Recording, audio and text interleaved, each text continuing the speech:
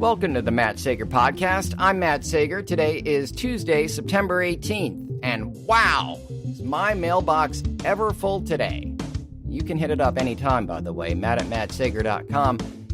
Got like 30 emails today, all on the same topic, wanting me to opine on the Captain Marvel trailer that premiered today. And I do have some thoughts on it. I'm going to save them for tomorrow, along with other thoughts people have been requesting of me. You know, you can hit me up anytime. I've decided to call this feature What's in My Box just because, you know, it's radio. You give yourself a dumb name for your feature rather than just taking a question. So I go, oh, what's in my box? Oh, what's in the box? I know, it's getting old, but you can ask me stuff anytime, either via email or phone or the various social links I'll give out at the end of tonight's show. But again, Captain Marvel, I will address tomorrow. I also got a ton of emails about my Bojack Horseman trivia question. You know, I've got a prize out for anyone who can answer the question regarding Bojack Horseman Season 3. He's got a fictional show called The Bojack Horseman Show. It's what he did after Horsing Around crashed and burned. And it's based on a real-life television show that debuted in 2007 on Fox that, like The Bojack Horseman Show, failed miserably. That starred a comedic actor who'd gotten his start in television and who thankfully now is enjoying, much like Bojack, a second chance, a career in television, film. He's doing spectacularly. But like The Bojack Horseman Show, this guy's 2007 Fox show was a dud. And again, I've gotten lots and lots of responses, and so I feel compelled to give out one more hint. The show is not Till Death. That's a very good guess, and I've gotten that guess from a ton of you. But this show was nowhere near as successful or made anywhere near as much of a cultural impact as Till Death did, which should tell you what an absolute disaster it really was. So dig deep. You're on the right track. It is 2007 on Fox, and you're getting very close. But you may have to hit up Google for this one, maybe even IMDb. I'll tell you what, this was an especially hard trivia question, especially for the very first trivia question I've offered on this show. So I'll throw out another one that's much easier to answer at the end of tonight's broadcast. And again, the prize for both of these questions, I don't have a prize closet, but what I am very happy to offer is free airtime on the Matt Sager podcast, as long as you don't do something hateful, espouse violence, racism, sexism, misogyny. Basically, if you can avoid 99% of everything that's happening on the internet. But like if you've got a business that, again, is not selling hate, I'll happily plug it. If you've got a rival podcast, you can plug that. Website, maybe you're selling t-shirts, maybe you want to propose to your boyfriend, girlfriend, anything nice, you get free airtime, either from that question or from the one I will ask at the end of tonight's show. So before I get down to it, you know, I really want to get into Better Call Saul, finally starting to recap Better Call Saul again. But before I go there, I just wanted to make sure everybody knew the news. I know it's going to be a shocker via QWERTY. Sesame Street writer Mark Saltzman has confirmed, you know how you always thought Bert and Ernie were just friends who slept together, bathed together? Completely innocent stuff you do with all your guy pals. Very, very platonic. But of course that led to many jokes and memes, and guess what? Those are all much more rooted in reality than the innocence of your childhood. Because according to Mark Saltzman, Sesame Street writer, who joined the show in 1984, the two puppets are a gay couple. Pardon me while I get a dose of the vapors. Their relationship is a reflection of his partnership, this is actually very sweet, with film editor Arnold Glassman. His quote is, "I was Ernie. I look more Bertish." And Arnold, as a film editor, if you thought of Bert with a job in the world, wouldn't that be perfect? Bert with his paper clips and organization. And I was the jokester. So it was the Bert and Ernie relationship, and I was already with Arnie when I came to Sesame Street. So it is official. It's not a gag. It's not a goof. And it's actually charming and adorable as hell. Bert and Ernie are a couple. I don't expect you'll see this reflected on episodes of Sesame Street. But you know, it's 2018. Summer's nearly over. We're speeding towards 2019. Frankly, I think we ought to see this on the show at some point in the near future, and I'm glad that it's been made official, and I'm all for it. But so finally, I can get back to doing Better Call Saul recaps. Last night was episode 7 of season 4, titled Something Stupid, and wow, I've been saying this entire season that it's now inevitable. They're literally building the foundations of when the timelines of Breaking Bad and Better Call Saul intersect, and when Saul becomes Saul.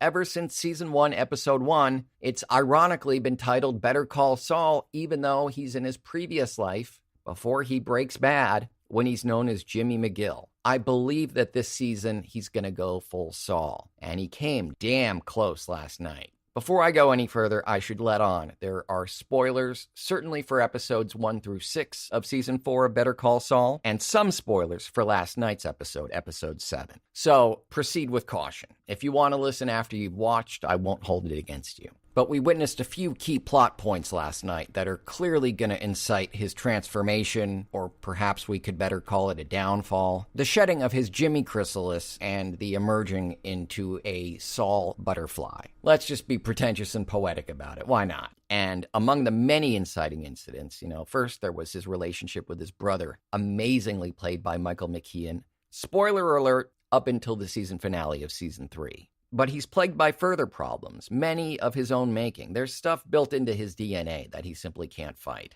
And he's got a relationship that is sort of tethering him to goodness, to the idea of a future that's not all about crime and finding ways to skirt the law. It's in the form of this wonderful actress, Ray Seahorn, who plays Kim Wexler. And last episode, you really began to see that his last thread of hope for maintaining that relationship, for it growing, you could see it shatter, and it was heartbreaking. I really suggest you go back and watch the scene where they're eating dinner together, and she breaks the news about what she's doing with her law career and how it severs his hope for a better future with her. So in light of that, he starts selling burner phones on the street, and he gets involved with, we're seeing all these great old Breaking Bad faces, and among those are his old henchmen, Man Mountain, and my all-time favorite, Huel. Huel is his bodyguard as a burner phone salesman because the first time he tried it, he got robbed. Now, in last night's episode, a very nice policeman approaches him. He's off duty, seemingly. He's certainly not in uniform, and really just asks, hey, please, I arrested a drug dealer and he was carrying a phone and he got it from you and he told me where to find you. Would you do me a favor and look,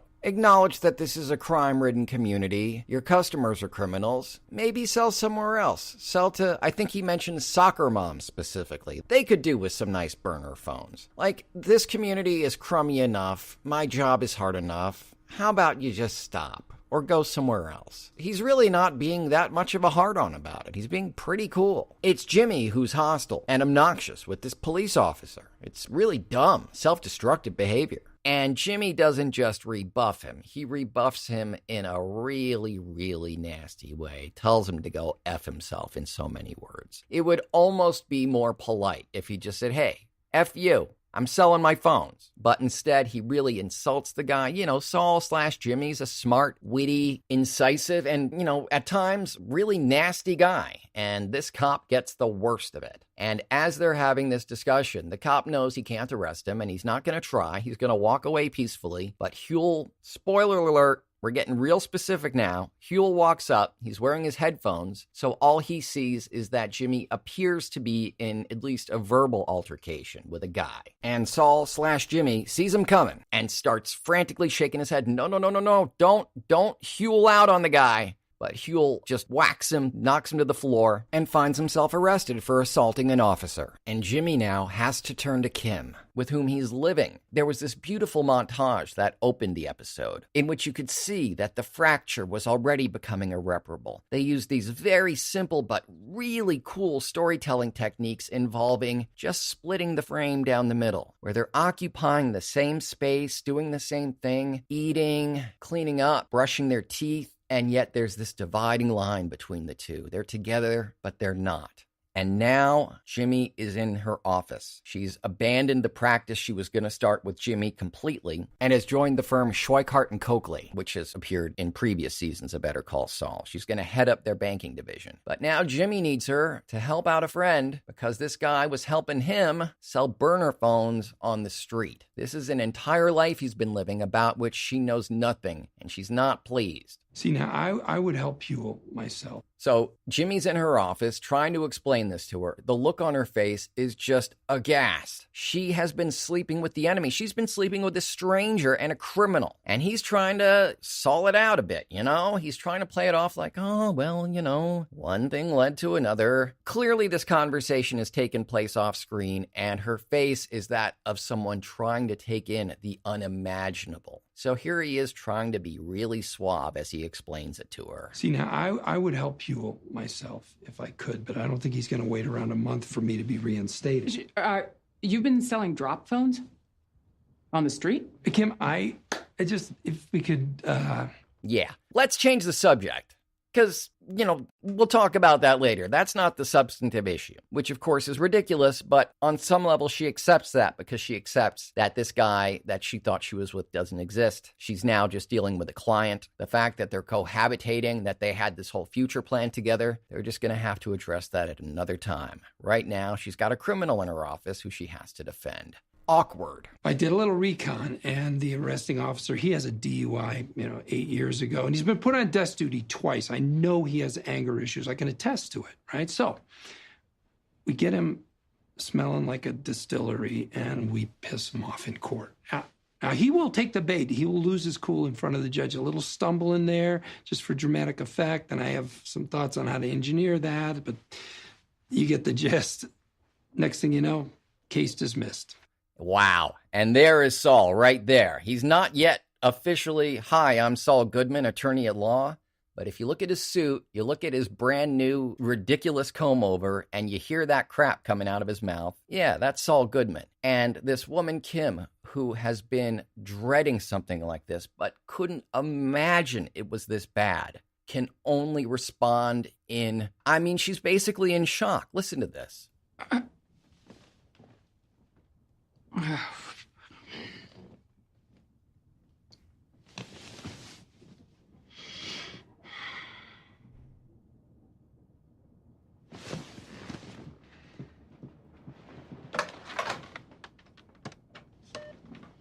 Yeah, that's unedited audio. You need to see the scene. Ray Seahorn, much like Jonathan Banks, is such a great actor who does so much, sometimes shines the most when there's the least or no dialogue, just with these stammers and agape, aghast looks and responses to situations that they're very real, but they're unimaginable. You have to adjust to the unacceptable. It's sadly a process that I think we all know a little bit too well these days, but the way they portray it is so very real. But okay, she's going to get over her shock. She's got a whole life to fix. Jimmy's is not salvageable, but maybe she can keep his friend Huel out of jail. But is she going to use his creepy strategies, his Saul strategies? Hopefully we don't find her going down that road. We certainly don't find that to be the case in this episode. I'm not tearing down a cop.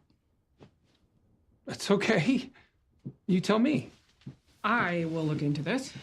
I'm not making any promises, but if it is as bad as you say it is, I don't know, maybe there is something I could do.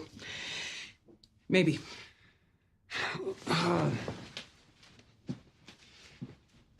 Thanks, Kim. Listen, I really appreciate it. Okay.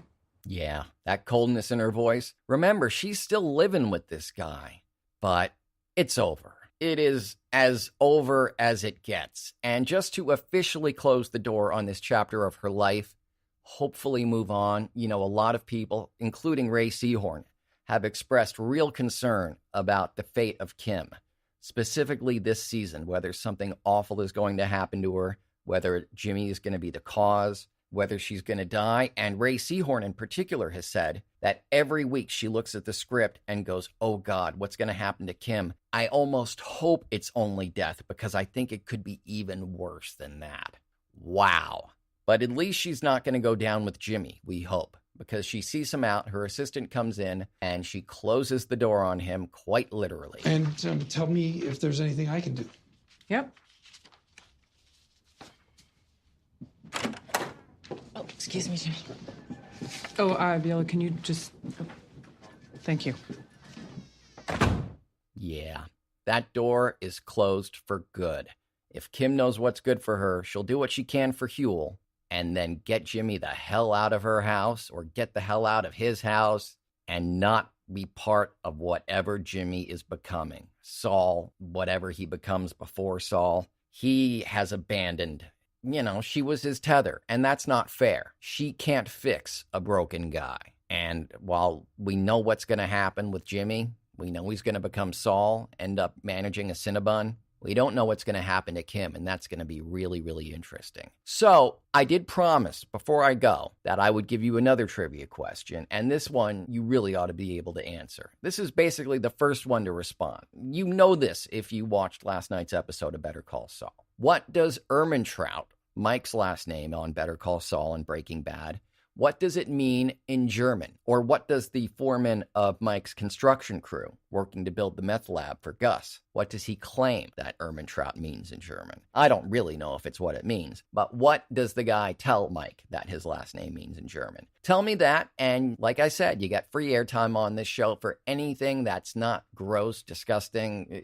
Don't sell burner phones for drug dealers. Don't propagate hate. Do something wholesome and legal, and you get free airtime. Again, provided you answer that question. My contact info is matt@mattsager.com. That's the email.